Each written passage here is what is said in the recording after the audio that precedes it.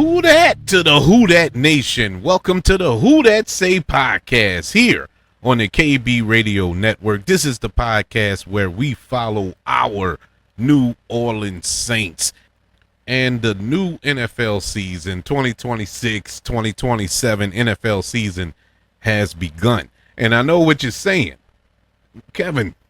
We just had the Super Bowl a couple of weeks ago. I know. But the season is back up and running as free agency begins this Wednesday, March the 11th. But there is a legal tampering period, a little window where the NFL teams can negotiate with players prior to the official start of the NFL free agency period. And that began on Monday at about 10 o'clock, 11 o'clock on Monday, when I would say my phone went completely haywire. First and foremost, I had completely forgot. I knew that free agency started on Wednesday, but I forgot about that quote unquote legal tampering period. And so when my phone went to getting these alerts, this person going here, this person restructured here, this person re-signed here, I was like, wait, what's going on? did I hit a time loop or something, or hit a vortex and I went into the future? No, it was the legal tampering period. And I will kid you not, the first thought in my mind, there's no point in me paying attention to all this because I know the New Orleans Saints aren't going to do anything, especially now. It'll probably be in a couple of weeks, Saints will start making some moves because that's what they normally do. Saints never come out hot at the beginning of the free agency period. Well, number one, in the past, it was because the Saints didn't have money. They didn't have any salary cap move to maneuver. And number two, even when they do have some money to kind of make some willing and dealing and trying to bring in somebody that can help the team, they don't do it. They go for the great value version of whatever it is we need. But boy, was I mistaken. The New Orleans Saints, I mean, they made some big swings already at the beginning of this free agency period. Number one, they started off by restructuring some deals. They restructured Chase Young's deal, Juwan Johnson's deal, and Justin Reed's deal. They also reworked Alvin Kamara's deal. And the Saints, they were actually under the cap at the official start of free agency at $20 million under the cap, which is like $1 billion in Saints speak, because we never have that much money going into free agency, especially in the last, 6-7 years. It's always been a uphill battle. Now, Mickey Loomis, as much as he has been the target of my vitriol for a large portion of the few years, I will give him credit. He always finds a way to get under the cap. Always found the way. And this was no exception. Now, the salary cap did rise this year, which also helped the New Orleans Saints along with the 31 other teams around the league. But it really did help the Saints in their efforts to try to improve this squad. And I guess the big question going into this offseason was, what was our biggest need? Because the Saints have so many needs. So where is our priority? What's the number one need for the New Orleans Saints? Now, if you ask me, and no answer is wrong. That's the funny part about it. Well, it's not so funny in the Who Dat Nation, but the crazy part about it is that there are no wrong answers to that question. Where do I start? The Saints, in my humble opinion, I felt the Saints' biggest need was in the trenches.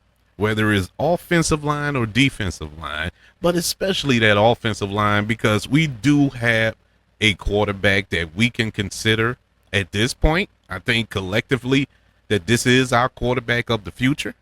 And so you want to protect him. And so you need to build an offensive line. Our offensive line over the last couple of years, I will give the Saints credit. They have tried. And they've had some hits. It looks like Calvin Banks Jr. is a find in the draft last season. Taliense Fuaga looks like he's a good pickup in the draft that we got 2 years ago. Eric McCoy is probably one of the best centers in football right now if he can stay healthy. But that's where it stops. Our problem is right up the middle with these guards. In particular, Mr. Cesar Ruiz. He is probably, I think I read this correctly. I was trying to find that article before the show. I couldn't find it. I read it about a year ago. But Cesar Ruiz is the lowest ranking offensive lineman. Not guard. Offensive lineman in football. At least he was at the time I read that article. And I would put dollars to donuts that it's still that way. He is horrible. That is a first round pick that we whiffed on. Now, I don't 100% blame the Saints organization for that because it was a need. But it wasn't met on Cesar Ruiz's part. He did not meet the standards at all. There is nothing about Cesar Ruiz that is redeemable for me. He can't block. He can't run block. He can't pass protect. Whenever defenses who watch film, and that's 31 other teams, watch the film, they know where to send the pressure right up the middle at Cesar Ruiz. And every time, I would say more often than not, you're going to get there. If you don't, it's 10 yards the other way because it's a holding penalty. It was one or the other. Either your quarterback's going to get sacked for a 10-yard loss or it's just going to be a 10-yard penalty. Either way, it's a negative 10-yard play when we deal with Cesar Ruiz. And so I always felt that was our biggest need. Defensive line, yeah, because there's a lot of question marks going into this offseason. Cam Jordan. Cam Jordan hitting the free agency market for the first time in his career, which is weird to say, because number one, I always envisioned Cam Jordan being a New Orleans Saints his entire career. Win, lose, or draw, he was going to be a New Orleans Saint. Him hitting free agency, I get it because it's that time. But is it though? Because he is coming off a double double-digit sack season. He had 10 sacks last year. The man's 36. And he's still producing. It's still, knock on wood, not an injury-prone player. I don't think he ever missed a game. No, he missed one game because of COVID, and that ended up being a negative test, a false positive. And so he is the most durable player I think the Saints has ever had, and probably in NFL history. He is Mr. Iron Man. But the question remains, if he does sign with another team, who is there to replace him? We do have Chase Young. Chase Young came around late last season. I think that button or that switch was switched on. He looks like the animal that we saw back in Ohio State, which got him a first round draft pick, when he came into the league. He looks like that player now. Carl Granderson, they gave a nice contract to last offseason. Hasn't lived up to it yet, or since.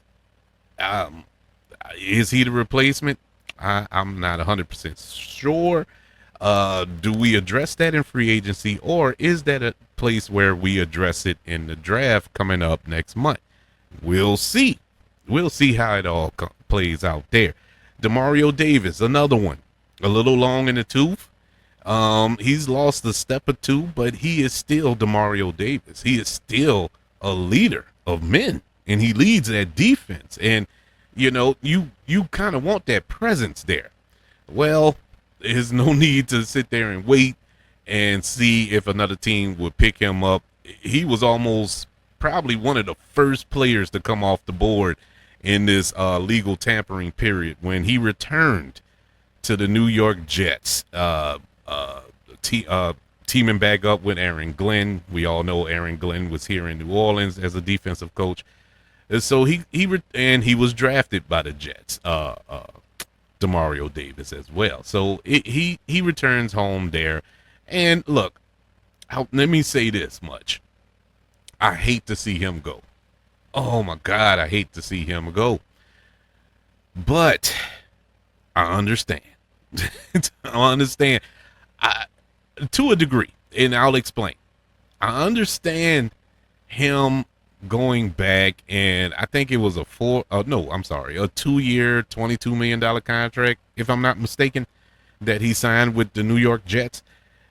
The Saints could have matched that, I believe, but I mean, why?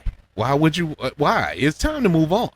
It's truly time to move on, and I wanted Demario Davis to move on and possibly, get that ring that he's been chasing. This is where the problem comes in. He's not getting it in New York. New York is in worse shape than we are. And that's where the question come in. Why would you go to the Jets? Now, had he went to, Kansas City or, one of the NFC West teams or Philadelphia or something like that, a team that's actually a contender, Detroit or something like that. Yeah, I would have felt that, I would have cheered for him to succeed.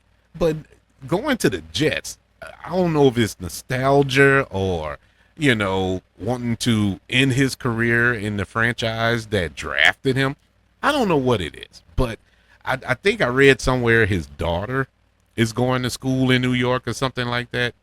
I could be mistaken. Now, if that's the case, okay, I kind of get it. But even then, the Jets, man, the Jets are one stupid move away from Aaron Glenn being fired already. He got rid of his entire coaching staff last season. Now, mind you, that was his first year. And also keep in mind, I was cheering for Aaron Glenn to become the Saints head coach over Kellen Moore. I wanted Aaron Glenn. Boy, was I wrong, and boy, am I happy that I was wrong, because the Jets look worse than they did before they hired Aaron Glenn. But anyways, yeah, I wish Demario Davis all the luck and send love to him and appreciation for all of the blood, sweat, and tears that he left in the Caesars Superdome every single week, donning the black and gold uniform. I'm truly gonna miss him, truly am. But it's time to move on. It's time to move on. Get younger, get faster, get some players in here that are hungry. And that's not to say that Demario Davis isn't hungry, not to say that Cam Jordan isn't hungry. Cam Jordan is probably the hungriest player on the team, and I don't care if it's if it's a 19-year-old rookie that is coming in. He's hungrier than him. Cam Jordan, he only has one speed, and that's go. And as it stands right now, he hasn't signed with anybody else. I don't know what the number he's throwing out there, but not too many people is going to pay for a 36-year-old defensive end. Demario Davis is different, and the situation kind of fell into place for him where he went and all this other stuff. Now, Cam is different. I hope that we can get him back. I would love for him to finish it out here, one more go around here, but unfortunately, I'm not the GM of the New Orleans Saints.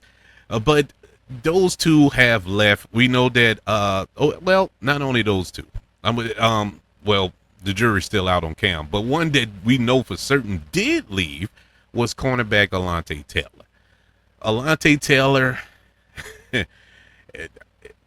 Alontae Taylor it's a love-hate thing with Alontae Taylor, at least for me. I think he's a really good cornerback, a very valuable cornerback when he was playing here.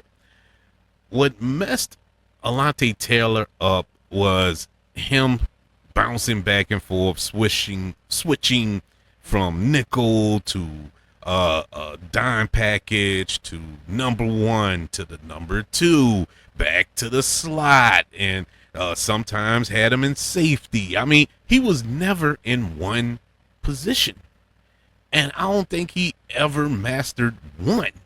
He never got the opportunity to master just one spot. When it looked like he was starting to get good in one particular position, they switched him.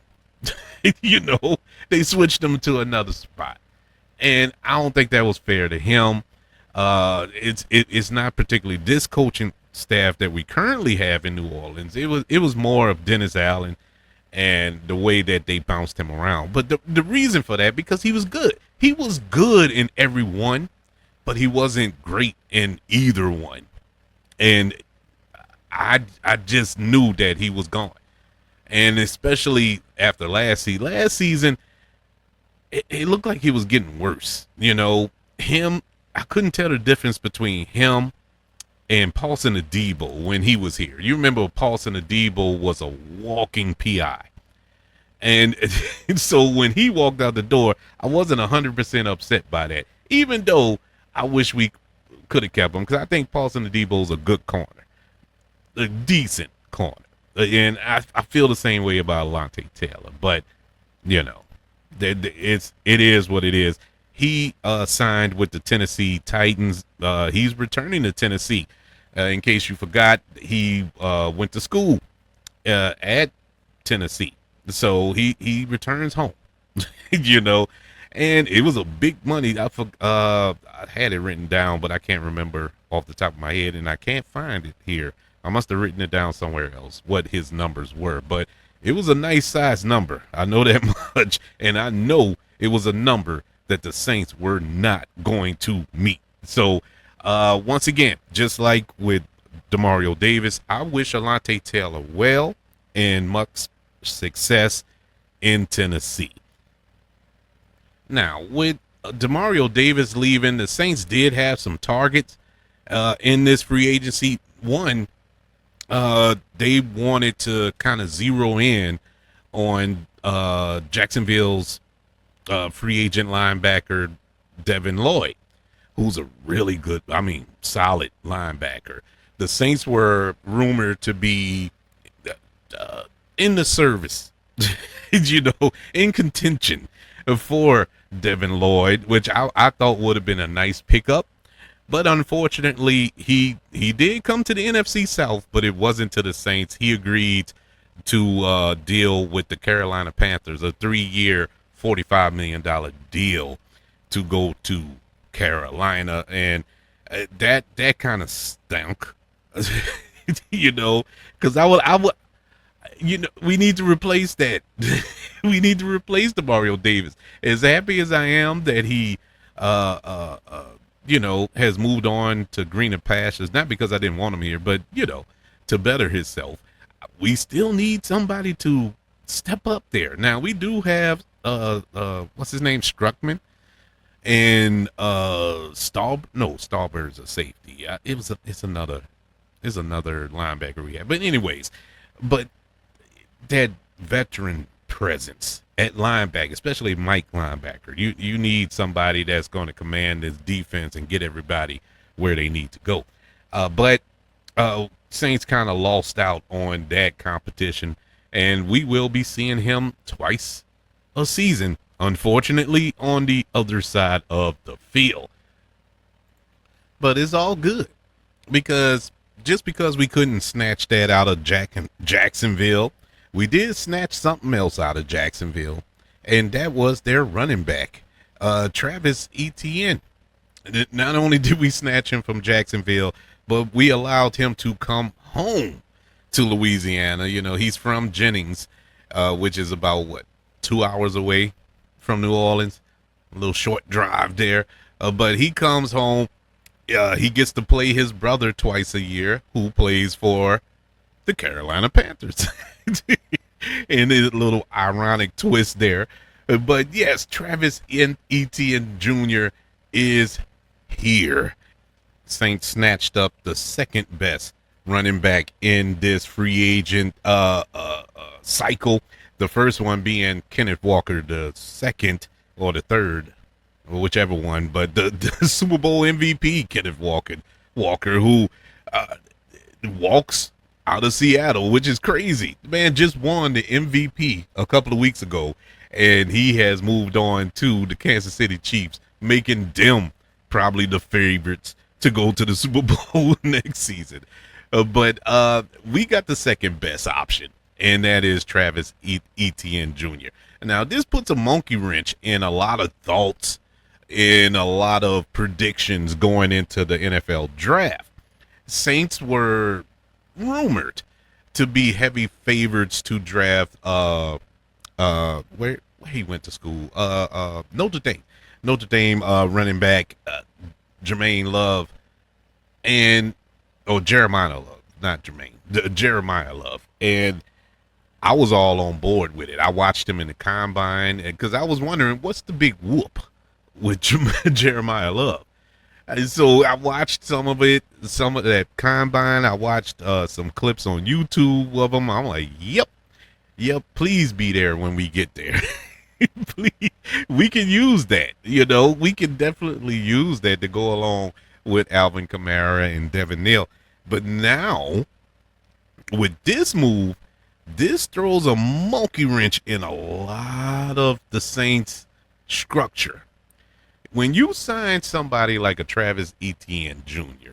to a 4-year, $52 million contract, that's not to come off the bench. That's not to split time. That is starter money. That's every down back money that you signed this man to. So now that opens the door to what do you do with Alvin Kamara? Alvin Kamara is probably the last piece to the Sean Payton handprint here in New Orleans. There's nothing else left, you know, with Demario Davis leaving. Looks like Cam Jordan on his way out the door. The last piece to that puzzle is Alvin Kamara. And unfortunately, we've gotten to the point, at least I have, that if Alvin Kamara leaves, I probably don't care. I really don't. And it's not that I don't like Alvin, but Alvin hasn't made it easy. Alvin has been hurt, especially the last 2 seasons. He hasn't finished the season. When he did play, he didn't look 100% healthy, to be honest with you, especially last season. And to be honest, he really doesn't look like he fits this Kellen Moore offense. I thought that he probably would fit in well when they hired Kellen Moore, but the way Kellen Moore runs this offense, this is not a Alvin Kamara friendly offense. You know, physical run game type offense that Kellen Moore runs. So that's why I was like, okay, Jeremiah Love, you know, Devin Neal, he's a physical runner. He fits it. And you could tell when he played, he fits it. Alvin Kamara looks like a square peg trying to get into a round hole in this offense. And it stinks, you know, it stinks that, you know, things have to end this way because it's ending. There's no point hoping that, oh, maybe he can stay. With us as Saints fans, we need to stop that. We really need to just be real with ourselves. You know, I was talking to another who that yesterday, and he was like, man, same thing we were talking about Demario Davis at the time, but it fits to this same conversation here involving Alvin Kamara. but we kind of got caught up in it because we're big fans of Demario Davis, and we're like, man, the Saints could have matched that though. He could have stayed and all this here, and then like it was a flash, like God Himself talked, uh, tapped me on the shoulder and whispered in my ear, like no, it was time. It's time for him to go. It's time. He's on the wrong side of 30. It's time. And I sat there and I was like, well, no, it's fine that he's gone. It's fine that he's gone. I think the only thing that upsets me about it is that we don't have anything that's like day one replacement, when it comes to Demario Davis. Unlike this situation with Alvin Kamara, we have a day one replacement when it comes to Travis Etienne. And so, yeah, what do we do with this? How do we handle this situation? Now, just to go over last season with Etienne over there in Jacksonville, he rushed for 1,107 yards, 7 touchdowns last season. He caught 36 passes for 292 yards and 6 touchdowns. So, not to mention he's 27 years old, so he's still young. He is a, I guess, younger version of Alvin Kamara, but he's more physical than an Alvin Kamara. He can do everything Alvin Kamara can do. Now, I'm not trying to compare the two. I'm not saying he's better than Alvin Kamara or Alvin Kamara is just trash. He's washed. No, I'm not saying all that, but Travis Etienne is a really, really, really good running back, and I don't think we're going to miss much with his addition and Alvin Kamara's subtraction. And so that was a big move for the New Orleans Saints, probably one of the bigger moves in free agency. New Orleans Saints signed Travis Etienne to a 4-year, $52 million deal to join the Who Dat Nation. The Saints also signed a punter, addressing another need there at that position. They signed Ryan Wright to a 4-year, $2.5 million, a 4-year deal with a $2.5 million signing bonus and an $8 million guarantee. Kai Kroger wasn't horrible. He wasn't, I don't know how to describe him, but we could have did better. Well, let's be real. Let's put it out there. I'm not going to sugarcoat it. Saints haven't had a good punter since Thomas Morstead left. From the moment Thomas Morstead left the New Orleans Saints have gotten a different punter every single year. We cannot find a punter. And Thomas Morstead, I think last year was his final year. I think he kicked his last ball last season. But he was still booming those kicks. I know the price tag would have been a little hefty due to the fact that he was drafted pretty high the year he came out and everything. So they made a business decision. But I would have paid it because special teams is crucial. Field position is critical in football. And if you don't have a good punter, you're in trouble. You're in serious trouble. If you don't have a good kicking game, you're going to struggle. And we struggled a lot in special teams last season. Kai Kroger, I think he averaged 37 yards a punt, which is, I think, like the bottom half of the league. So we needed to address that need. We struggled there. We struggled there a lot. I mean, look, here's the list. Here's the list of who we went through since Thomas Morstead walked out the building in 2020. We had Blake Gilligan. We had Luke Headley. We had Matthew Hayball, and then we had Kai Kroger. So every year we had a different punter. We just could not get it right. And so let's hope and pray that this investment that they just made here with Ryan Wright is a good one.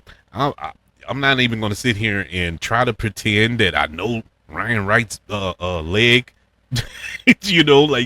Like I followed his career. No, I didn't. But I do know he's a decent punter.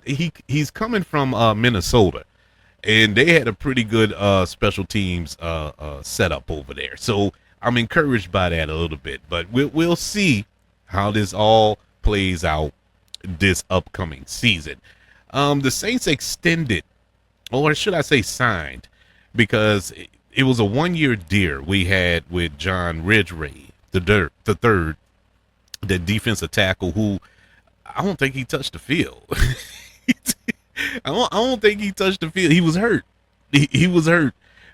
He missed a large portion of it. Well, I think he came back towards the end of the season, but he sparingly got on the field. The Saints extended him or re-signed him to a 2 year, $6.2 million deal, which is a very team friendly deal because he didn't prove anything. He didn't do anything. But you also got to respect the fact that, look, you was injured. It's not fair to you to just let you go or whatever. They're giving him a chance to prove itself. This is a prove it deal. Yes, it's a 2 year deal, but we all know in football, 2 year deals are actually 1 year. So we'll see how it go because that 60, not 60, but $6.2 million, only 1.6 of that is guaranteed. So they can walk away from it easily. And I think the other 1.6 is signing bonus. So they can walk away from it at any time. So you're not hurting yourself there. And defensive tackle is a need. So we'll see how this pans out. Hopefully he'll stay healthy going into this season, and we can actually see what we were supposed to get last season with this addition. Going back to what we were talking about earlier with what I felt was the number one need that needs to be addressed, and that is the offensive line, and particularly guard. I thought that would be something the Saints will look for in the draft. No, sir. They actually went and picked up probably the best guard in free agency. Not saying in the NFL, but in free agency when they signed guard David Edwards from the Buffalo Bills to a 4-year, $45 million contract. And I'm sorry, not $45 million contract. I think it was more like 63, but 45 of it is guaranteed with a $20 million signing bonus. And so he got paid. He got big time paid. And so what does this mean? And so did we address that need? Well, like I said, David Edwards, he's been regarded as one of the better guards in football. The Saints knew they needed to invest in his offensive line. That's point blank period. It just to reiterate what I was saying earlier. You found your quarterback of the future. You need to protect him. And especially up the middle. You need to protect him. You need to invest in that offensive line. Just think back, ladies and gentlemen, of the Who Dat Nation. How did Drew Brees have this Hall of Fame career that he had? He had an awesome offensive line. Awesome offensive line. When he first got to New Orleans with Jari Evans and what's his name? Carl Nix and a Partridge in a Pear Tree. I'm blanking on everybody else's name. Tyrone Armstead and all them. He had a brick wall in front of him. And so that's how we were able to succeed, or he was able to succeed because of that offensive line. And so we need to build this offensive line up. Like I said, we got the two ends sold up with Fuaga and Banks. You know, you have your anchor with Eric McCoy, who they restructured, by the way. You have that. Now you have yourself a guard. You can get yourself another one, but you can address that in the draft. But we needed at least one, you know, especially in this run game. And we know that Buffalo succeeded in that run game because of that line. Just ask Josh Allen and James Cook. Yeah, they loved it. They loved it over there. Not James Cook. Or is it Cook? I forgot who they running back. But anyways, yeah, they loved it. So and they're gonna miss him. I saw a tweet from Josh Allen. He was hurt, boy. I think he was more hurt by that than he was losing that playoff game. Because that's a big part. A quarterback's best friend is your lineman up front. Because that's your shield. That's your protection. But anyways, moving on to the last, at least up to now at the time of this recording, the last transaction that took place involving the New Orleans Saints. The Saints picked up Noah Fant, tight end from the Cincinnati Bengals. They agreed to a 2-year deal here, another prove-it deal. But speaking of 2 years, the Saints been on a hunt for Noah Fant since last year. They were trying to sign him last season. He even visited, I think, during training camp. He came down here. I remember that because I thought it was a lock. And the next thing you know, he signed with the Cincinnati Bengals. And I was like, how? You had him in the building. What happened? Well, they say if you love something, let it go. And if it was truly meant to be, it'll come back again. So I guess that's what happened. He came back around this offseason, and the Saints picked him up. Last year, he had 34 catches for 388 yards and 3 touchdowns, but he also lost 3 fumbles as well. And the only reason I bring up that little stat is because all 3 of them were scooping scores by the defense. All 3 were touchdown returns by the defense. I've never heard a stat like that in my life, but I'm still happy with the pickup. Fant was used in run blocking on most plays over there in Cincinnati. I think on 140 plays or something like that, and he had 82% win rate on those plays. So he is your prototypical blocking tight end, and he wins when it comes to blocking. Taysom Hill and Foster Monroe, they're free agents. They will become free agents at the official start of free agency. I don't see them bringing back Taysom. Foster Monroe maybe, but it will be in a lesser role. But I don't see Taysom coming back. I think Taysom is more of a health thing when it comes to Taysom. I think his body really has been through the ringer because he's been through so much. They had him doing so much special teams, fullback, tight end, running back, quarterback, water boy, equipment manager. They had him doing everything. And his body, I mean, let's not forget, Taysom Hill, he's in his mid to late 30s. I forgot how old Taysom Hill is, but he's no spring chicken, I can tell you that much. And so this was a good pickup. If for anything, he's a good blocking tight end, which is another added bonus to this Travis Etienne signing and the run game and supporting that. And in the passing game as well. I know his numbers don't shout out to you, but you got to remember, how many balls can you spread around in Cincinnati with T. Higgins and Jamar Chase and it was too much going on. Then last season they didn't have a quarterback. Joe Burrow was out for the majority part of that season, so it's really deceptive when you look at his receiving numbers. So, but he is a quality tight end, and hey, if he's in there just to block, that's fine too, because he wins over 80% of the time. And so that was a great pickup by the New Orleans Saints. I'll say this much about the Saints this off season, and this is directed towards Mickey Loomis. As much as Mickey Loomis has been in the doghouse with me for the majority of his tenure as the general manager of the New Orleans Saints, this was nice. This was nice to see that the Saints didn't go on the clearance rack and just try to get these project players and these experimental players that are raw, you got to work with, hope that it pans out down the line, and actually get some proven players that I feel will benefit this team week one.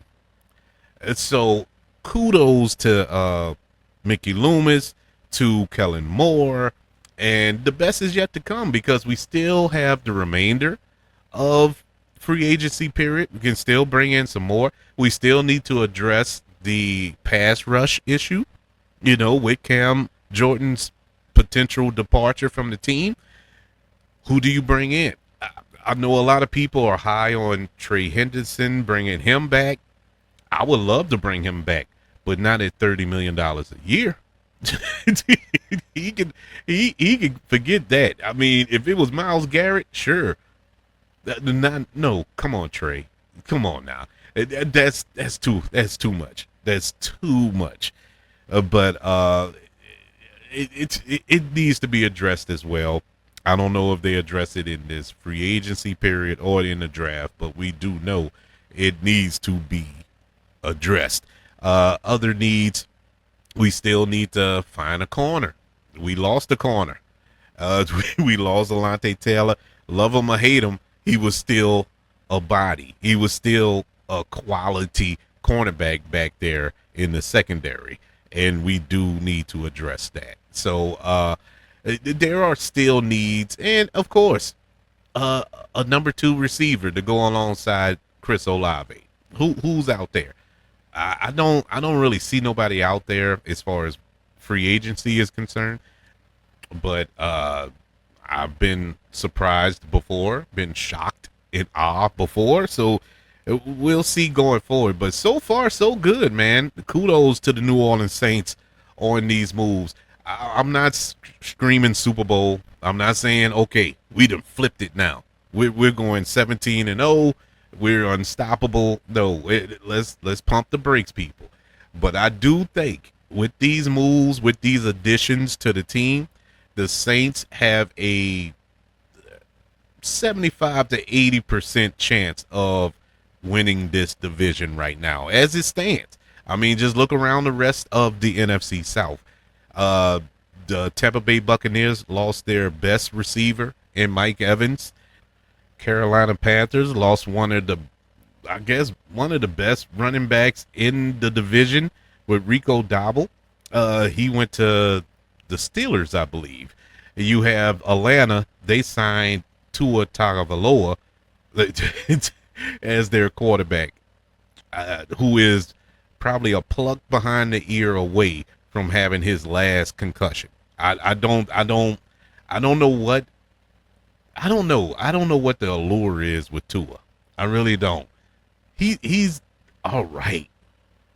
Tua is a quality backup in my eyes. I've never seen him as being the guy.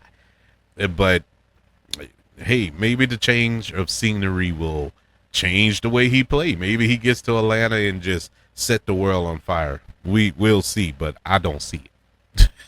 I personally don't see it. I'm saying all that to say this: the Saints look like the better team on paper.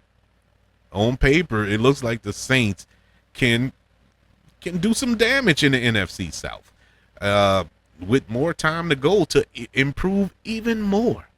And so my spirits are high. I'm excited, finally for the first time in a long time when it's involving the New Orleans Saints. So, man, this is good. This was a good opening to the free agency period. But I would like to know, what did you think about the Saints signings? Do you think Alvin Kamara is done? If you don't think he's done here, I don't know what to tell you. I hate to be the bearer of bad news, but it's over for AK here in New Orleans. But do you like his replacement, so to speak? Do you like Travis Etienne? Do you like the addition of Noah Fant, of but David Evans to the team? And who do you think the Saints will draft in the draft? Who now that these moves have been made, do your opinion change on who the Saints will pick in that number 8 pick I think we have? Or do you think it's going to be best available player. I would love to know your thoughts.